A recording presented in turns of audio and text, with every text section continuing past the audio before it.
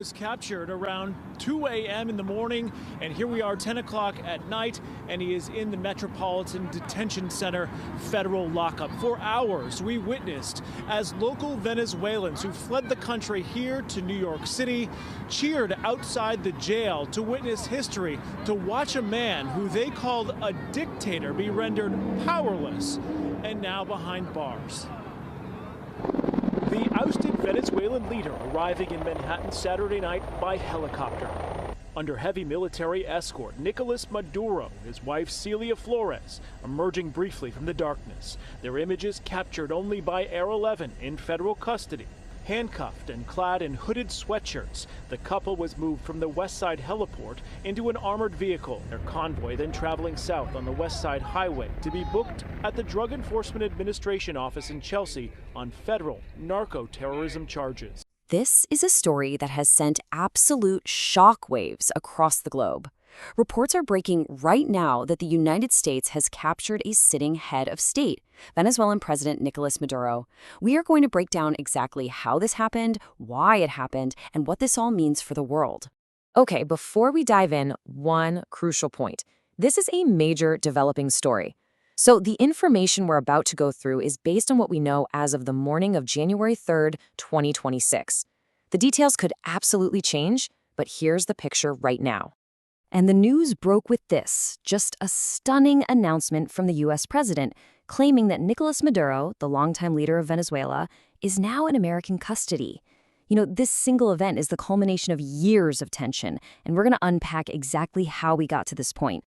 So the big question is, how did a foreign power allegedly capture a head of state on his own soil? Let's look at what we actually know about the operation itself. Well, the timeline seems to have started in the pre-dawn hours over Caracas.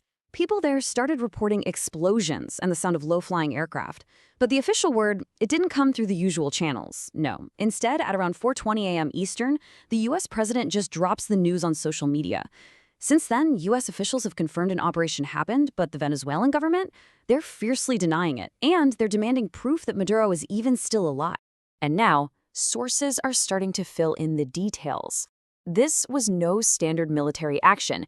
It was reportedly carried out by Delta Force, one of the U.S. military's most secretive and elite units. And the location? Fort Tiuna, a major Venezuelan military base right inside Caracas, which was thought to be Maduro's secure home. An operation like this doesn't happen in a vacuum. I mean, this is the result of years of escalating tension and, importantly, legal action. To really understand the why behind this incredible event, we have to look at the long road that led right up to it. Okay, so the legal reasoning from the U.S. side goes all the way back to a 2020 Department of Justice indictment. And this is the key. These were not political sanctions. These were hard criminal charges, including things like narco-terrorism and conspiracy, basically accusing Maduro and his inner circle of turning Venezuela into a full-blown narco state. And just to show how serious they were about these charges, the U.S. put an enormous price on his head.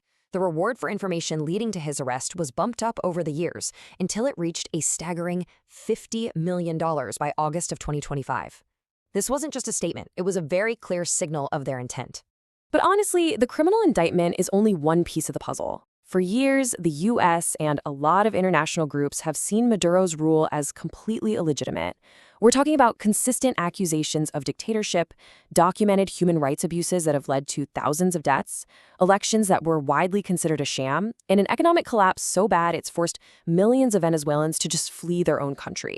And this brings us to a really crucial legal distinction that seems to be what made this whole operation possible: the difference between an international warrant and a U.S. federal indictment. I mean, this really gets to the central question at the heart of the whole international debate right now. What is the legal basis for one country to just go into another and capture its leader? Well, the answer seems to lie in that little legal distinction. So here's the difference, and it's a big one. An ICC warrant, like the one out for Vladimir Putin, it needs other member countries to cooperate and make an arrest. But a U.S. federal indictment, that's based only on U.S. law. The only thing needed for them to enforce it is to get the person physically into U.S. custody. That one difference is everything, and it's what allowed the U.S. to act completely on its own. And this table really shows you the real-world impact of that difference. You've got leaders who are facing ICC warrants like Russia's Putin or Israel's Netanyahu, and they can still travel to countries that aren't part of the ICC, like the US, without getting arrested. But Maduro was facing a US indictment. From the American point of view, the second US forces had him, US law applied. So, with Maduro gone, what is actually happening on the ground in Venezuela and around the world? Right now, the situation is just chaotic and deeply, deeply uncertain. From Caracas, the official message is one of pure defiance and confusion. The vice president, Delcy Rodriguez, is claiming she has absolutely no idea where Maduro is and is demanding the U.S. provide proof that he's even alive. They're painting this as a kidnapping. At the exact same time, the U.S. position is the total opposite. They're framing this not as a political move, but as a law enforcement operation. Their story is that they are simply bringing a criminally indicted person to justice. And these two completely conflicting stories are now being pitched to the rest of the world. The international reaction has been, as you can imagine, swift and very divided. We're seeing a real mix of caution, with countries like Colombia moving troops to their border, and then calls for de-escalation, especially from European allies who are urging everyone to respect international law. And then you have flat-out denials from neighboring countries who clearly want nothing to do with this operation. And so we're left with this really profound question. For Venezuela, this creates a massive, terrifying power vacuum. For the world, it sets a jarring, maybe even a dangerous new precedent. The long-term fallout from an action like this is a complete unknown. And for now, a nation of nearly 30 million people is just holding its breath.